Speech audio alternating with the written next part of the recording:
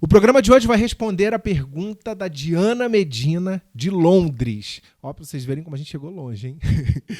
Produção, vamos escutar aí o que ela mandou. Aliás, let's hear it. Oi, Álvaro. Aproveitando esse clima de Natal que está chegando, a minha pergunta é o que toda criança quer saber. De onde vem o Papai Noel? Obrigada! Este é o Aprenda em 5 Minutos para arrasar na mesa do bar.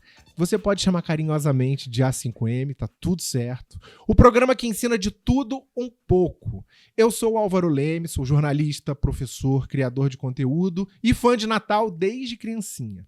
Então vamos falar já do Papai Noel, que eu tô ansioso. O Natal, com essa cara que a gente conhece hoje, essa alegria, presentes, começou a ganhar forma nos anos 1800, ou seja, no século XIX.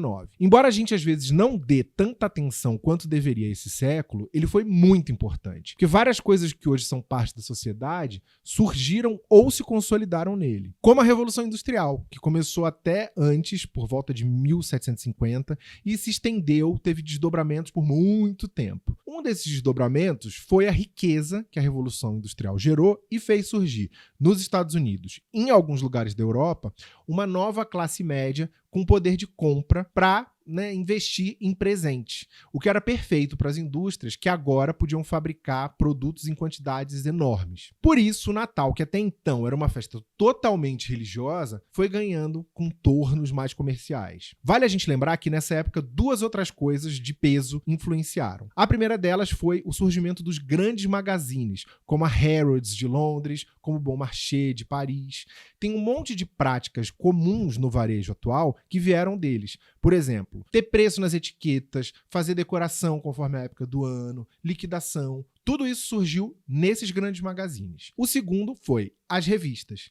A imprensa de massa foi ganhando mais força no século XIX, nessa época especialmente impressa, os jornais e as revistas, e foi numa das revistas dessa época, a norte-americana Harper's Weekly, que um cartunista chamado Thomas Nast criou a imagem do Papai Noel com as cores vermelha e branca que a gente conhece e ama. Entre 1863 e 1886, ele publicou várias ilustrações do bom velhinho com a cara que a gente reconhece atualmente. Curiosamente, elas estavam sempre no contexto de apoio ao exército do norte dos Estados Unidos, que nessa época tinha passado pela Guerra de Secessão entre norte e sul do país. Antes do trabalho do Thomas Nast, o Papai Noel tinha sido representado de vários outros jeitos. Ele era descrito, por exemplo, como um homem alto e magro, como um duende, várias outras caras que ele teve. A Diana comentou que leu sobre uma marca que teria a ver com o surgimento do Papai Noel e eu imagino que ela se referia à Coca-Cola. Embora não seja responsável pelas cores que ele veste, como a gente acabou de dizer, foi a Coca-Cola que concretizou essa imagem no imaginário mundial. Como? Com publicidade. Publicidade maciça e massiva ao longo do século XX. Aí já era com desenhos de outros artistas, como o ilustrador Haddon Sandblom, que em 1931 acrescentou dois elementos muito famosos, o saco de presente e o gorro. Uma coisa curiosa que eu encontrei na minha pesquisa. Aqui no Brasil, houve uma tentativa, nos anos 1930, de substituir o Papai Noel por uma figura supernacional, o Vovô Índio. Era uma figura que descendia de negros, brancos e, claro, índios, para representar essa miscigenação brasileira e que presenteava as crianças no Natal. Tem pouco tempo aqui, então não vou falar sobre ele hoje, mas um dia eu faço um episódio. Embora a cara do Papai Noel seja norte-americana, ele não nasceu lá.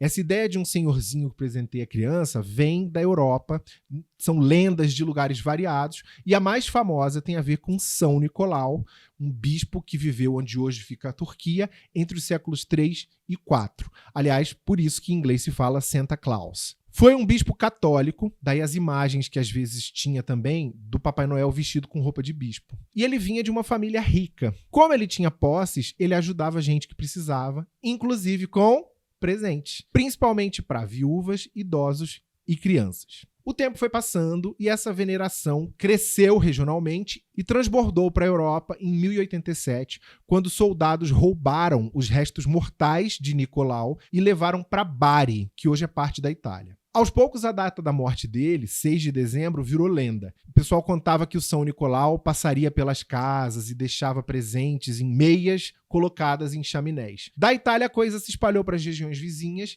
e Nos dias de hoje, tem países em que o dia desse santo é o dia de dar presente para crianças, em vez do dia 25, o dia 6.